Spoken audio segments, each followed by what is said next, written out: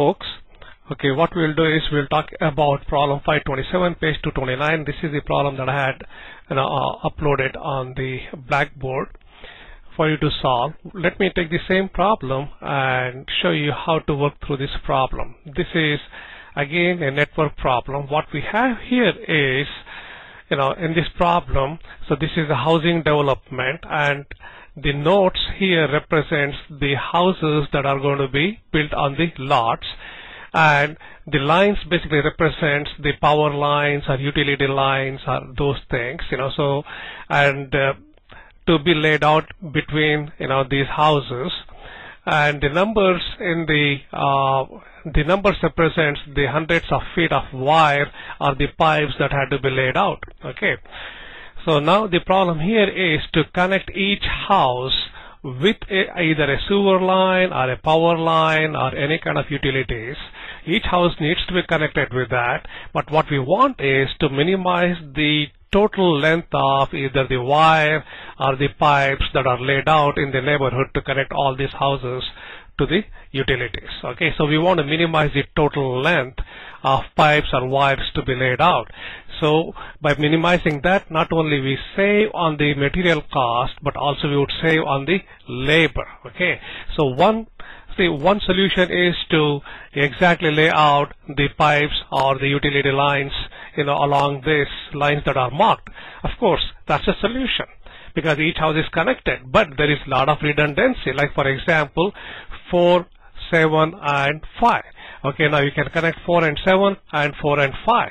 You don't need to connect 5 and 7, so that becomes a redundant because 5, 4 and 7 are connected.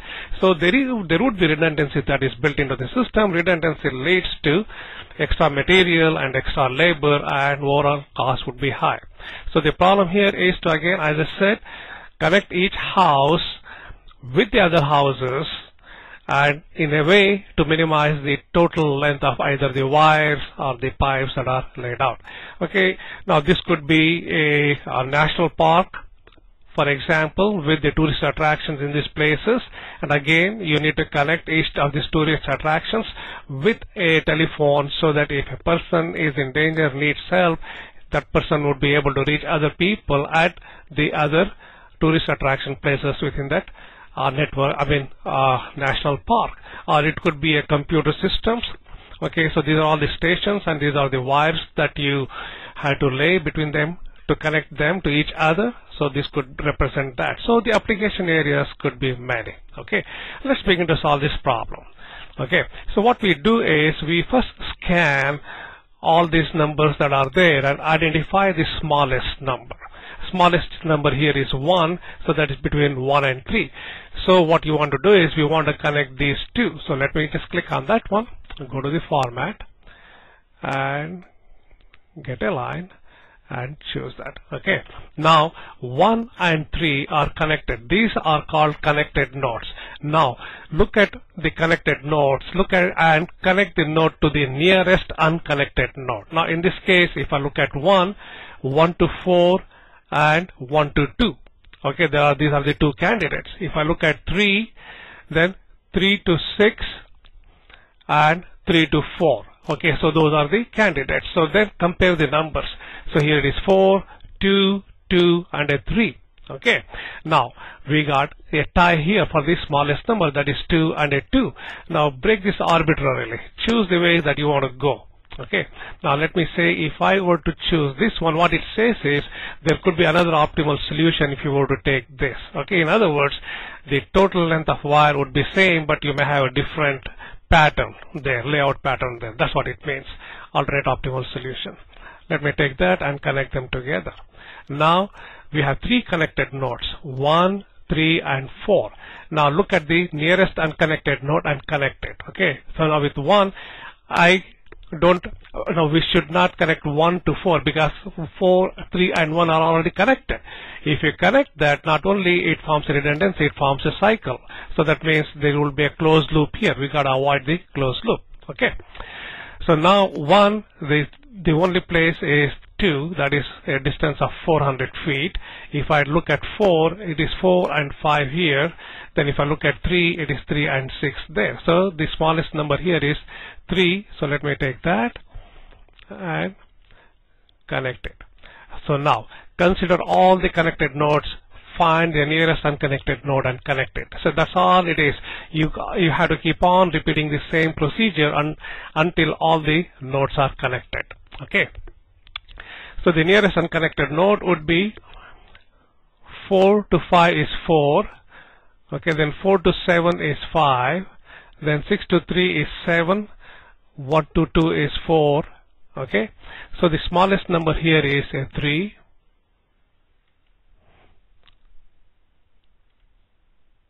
Connect that one. Okay, now these are all the connected nodes. Find the nearest unconnected node. Unconnected node would be 4 here and a 4 there, then a 7 here and a 6 here and a 6 here.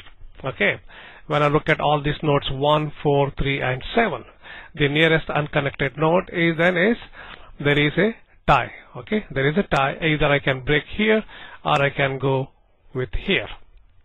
Okay, so let me arbitrarily choose as this one. Now find the nearest unconnected node. Okay, so 2 to 5, then 4 to 5,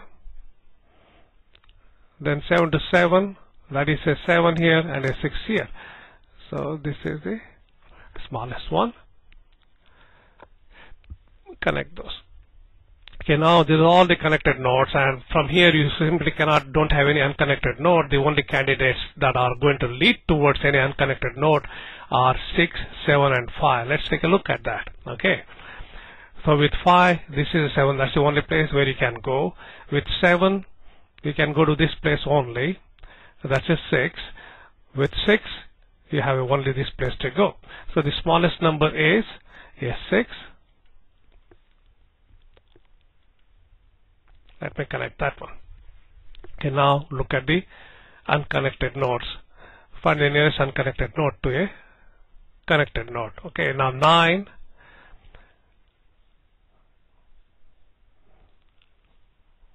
So we have this candidate, that's a 7 here.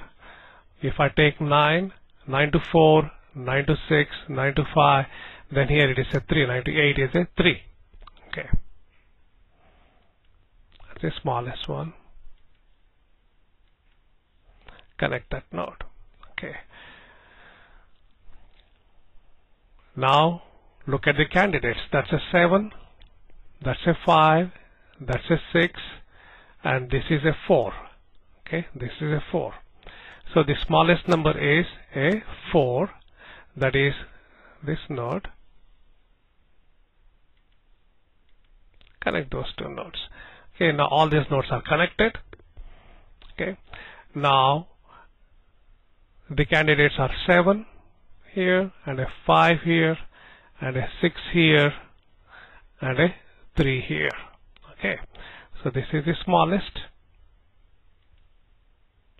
Connect that one. Okay, now look at the candidates again. 7, 5, 6 and a 3. So this 3 is the smallest. Connect it. Connect that one. Okay, now we have only 2 nodes that are not connected, 12 and 14. Once they have that, then the problem is solved. Okay, now take a look at it. We got a 7 here, we got a 5 here, we got a 6 here, we got a 5. So there is a tie. So break the tie arbitrarily. Okay, if I were to go for this, that's that one. Now only one node that remains unconnected is 14. 4 here and a 5 here. Clearly 4 is the smallest. Go for that one. And that's the solution. Now add all the lengths that we have. 4 plus 1, 5. Here it is 7, 11, 14. Likewise continue to add all these lengths along these red lines, and that becomes the total length. Let's just go ahead and then add it up.